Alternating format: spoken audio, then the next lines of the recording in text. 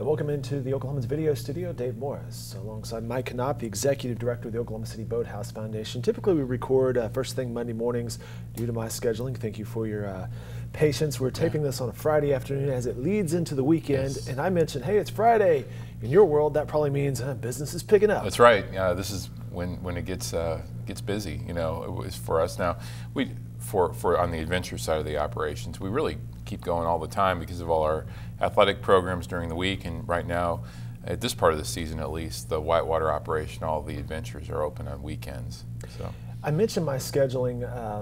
On Monday, I was this past weekend I was in Boston, and I couldn't help but look out at the river that runs through the urban area there and think, wow, Oklahoma City put that to use. Yeah. And I have no idea what sort of capacity they have there. I know they had sailboats out there, but it kind of makes you start to think, and I'm sure you had this thought too, what if we did this here and this here, and we're going to get into some of the diversification of your products. But yeah, well, you know, Boston, of course, has a storied tradition in rowing, and they have the Head of the Charles there every year in October, and it's become really an institution in Boston. I mean, people, rowers and non-rowers, show up for this event, and really from all over the world. And of course, they've got Harvard and MIT, and you know all the different programs along the river there, but the Charles River.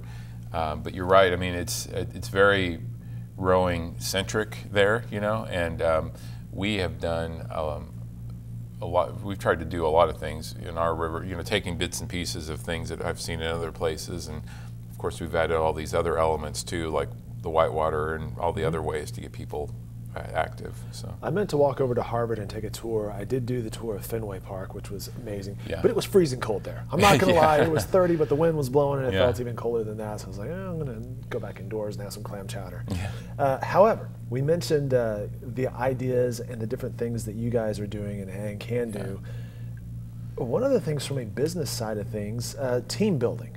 I mean, your footprint down there really just leans itself to corporate business, smaller groups getting together and working on some team building exercises. It really does. I mean, it's such a unique environment in terms of what, I mean, it's all, I've used the word authenticity a lot because it is the real deal. It's a real Olympic training venue. You've got a lot of athletes pursuing their dreams there. We have all these tools there that we can use, that businesses can use to enhance their productivity or their camaraderie among employees, and you know, it's really I've never seen anything like it in terms of what a city has to offer in that realm, to where we really think strategically that there will be companies and groups that come from out of town to visit Oklahoma City because of this. And the reason for that is, number one, we're downtown, so you got your hotels right next door, and you know, we have all the really great meeting facilities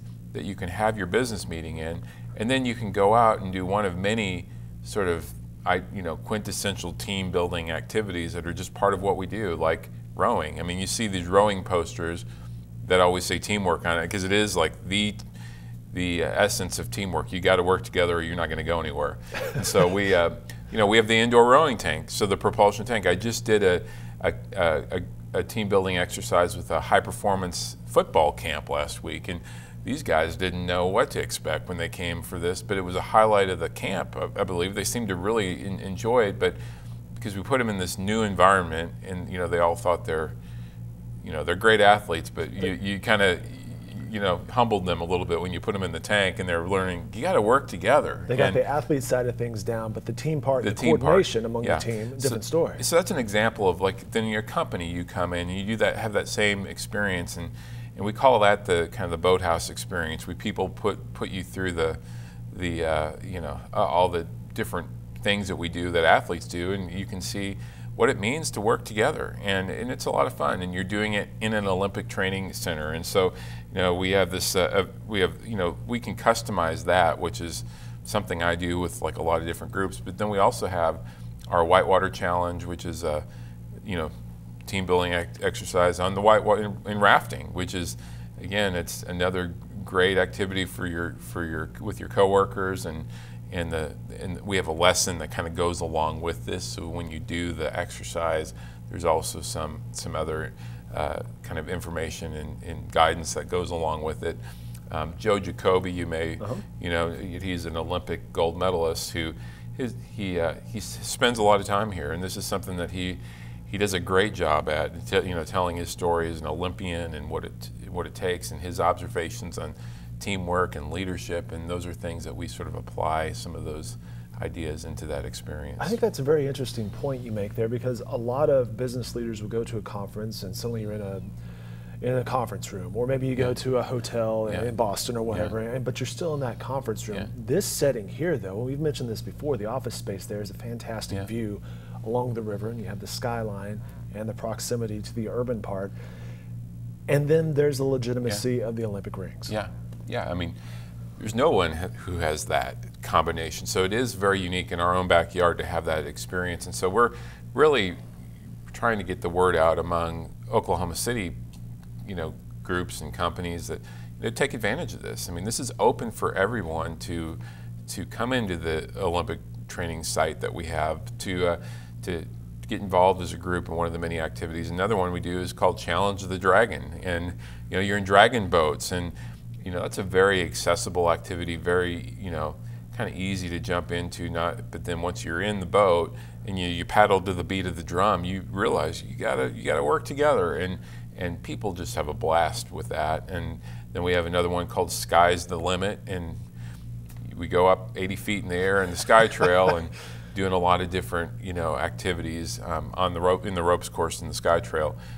Which is also a lot of fun. Then we also have an adventure challenge, which is a lot of land-based activities using all the different the venue throughout the Boathouse district. This is a big business too. This niche you're talking about at Team Building, we were talking about before we got started here. Disney has a whole business model built around this. Yeah, the Disney Institute, and you know, we've obviously looked at that, and we actually had a Disney exec here a couple of years ago, and just saw, he was here for a conference and he saw the venue. He's like, man, this is just ideal for what we're trying to accomplish from a leadership, team building type curriculum. And so, you know, we're really trying to focus on that this year and provide some unique resources for our community. But also, as I said before, I think it is an attraction that will drive people to Oklahoma City, another reason to make Oklahoma City a destination. There's so many conferences and business people that come through Oklahoma City, and this certainly could be something that they take advantage of.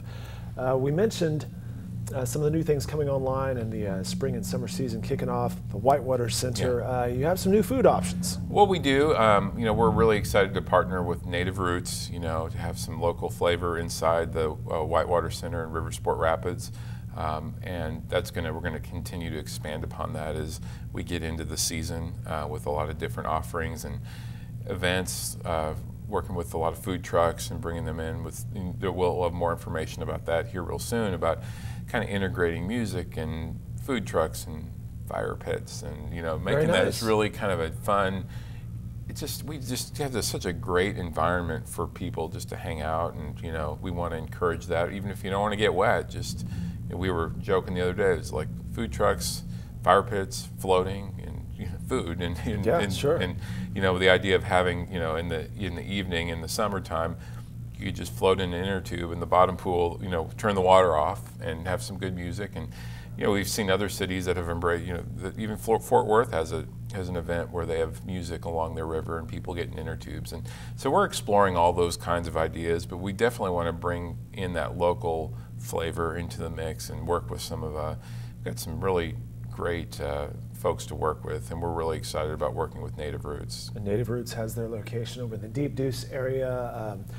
They have a cool breakfast, a grab-and-go situation with their coffee bar and the burritos. It also lends itself, breakfast burritos, lends itself to a healthier lifestyle, which is right in your wheelhouse. And that's our wheelhouse, and that's what we're really trying to look for, is those options that really go along with that whole, you know, lifestyle brand we're really trying to emphasize and create. Is, you know, you come down, all of our activities and the venue itself it's a lifestyle venue, and it's something that hopefully you come down, you go rafting, you realize I want to stay involved. Maybe you start kayaking or biking or using the trails, and so having food options that complement that, I think, is really important. So, and I believe that's an operation run by Matt and Sarah Kaplan, and Matt actually came through rafting, right?